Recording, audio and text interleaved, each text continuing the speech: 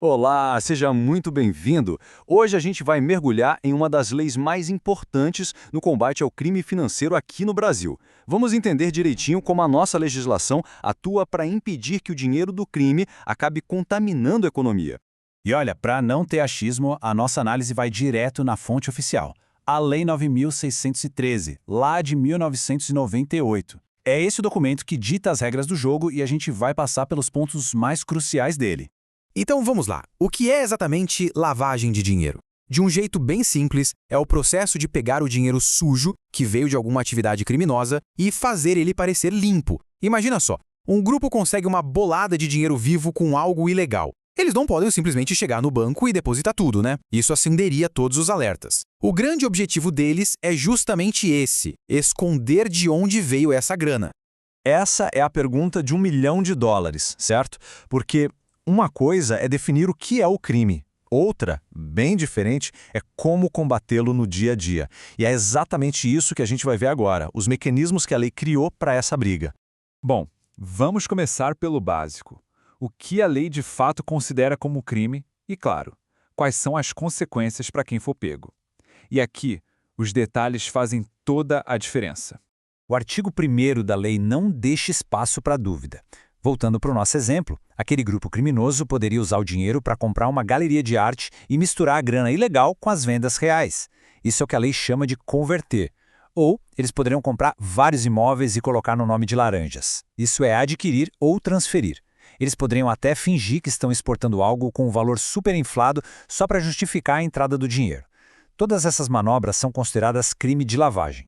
E a consequência disso tudo é bem pesada. A pena é de reclusão, de 3 a 10 anos, sem contar a multa. Definitivamente não é um crime pequeno. E tem mais. A lei vai se modernizando. A pena pode ficar ainda maior se o crime for cometido de novo, por uma organização criminosa ou, e aqui fico alerta, se forem usados ativos virtuais, como as criptomoedas. Isso mostra que a legislação está bem atenta às novas tecnologias. Agora, combater a lavagem de dinheiro não é uma tarefa só da polícia, sabe? A lei, de forma bem inteligente, cria uma verdadeira rede de vigilantes no setor privado, que são obrigados por lei a monitorar e avisar sobre qualquer coisa suspeita. Vamos ver quem faz parte dessa rede. A primeira linha de defesa, como era de se esperar, é o setor financeiro. O banco que, lá no nosso exemplo, receberia os depósitos para comprar a galeria, tem a obrigação legal de desconfiar e de reportar essa movimentação estranha. Mas olha, não para por aí. A imobiliária que vendeu os apartamentos para o tal grupo, a joalheria que vendeu um relógio de luxo pago em dinheiro vivo ou até a própria galeria de arte. Todo mundo que trabalha com bens de alto valor também tem que fazer parte desse sistema de monitoramento.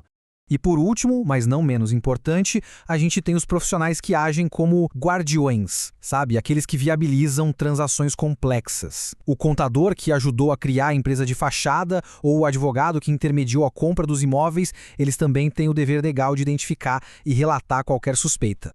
E aqui está mais uma prova de como a lei evolui.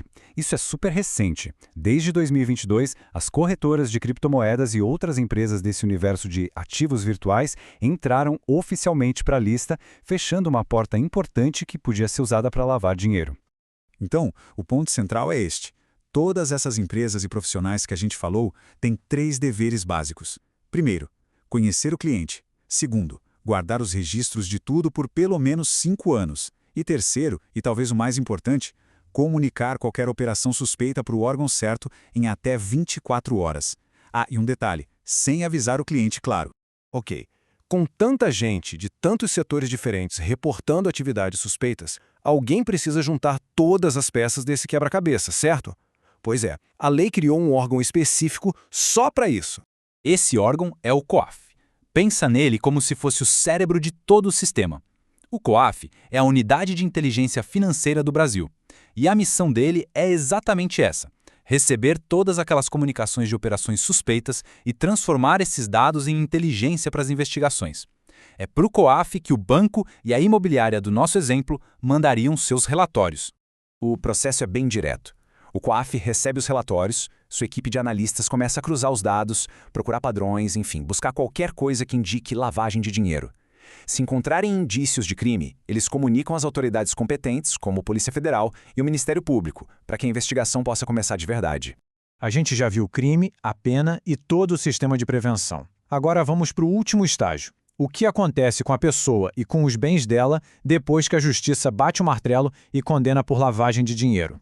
A condenação vai muito, mas muito além da prisão. O artigo 7º da lei traz 2 efeitos que são, assim, devastadores. O primeiro é a perda de todos os bens que têm ligação com o crime. Tudo é confiscado. E o segundo é a proibição de exercer cargos públicos ou empresas do setor financeiro pelo dobro do tempo da pena. É uma punição que afeta o bolso e a carreira.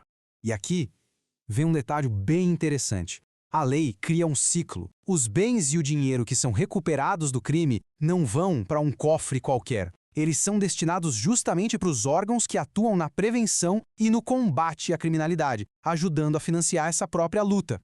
Então, para a gente resumir, é muito importante ver o cenário completo. Essa lei não é algo estático, parado no tempo. Ela nasceu em 98, passou por uma reforma gigantesca em 2012 que deixou ela muito mais forte e continua se atualizando, como a gente viu com a inclusão dos ativos virtuais em 2022.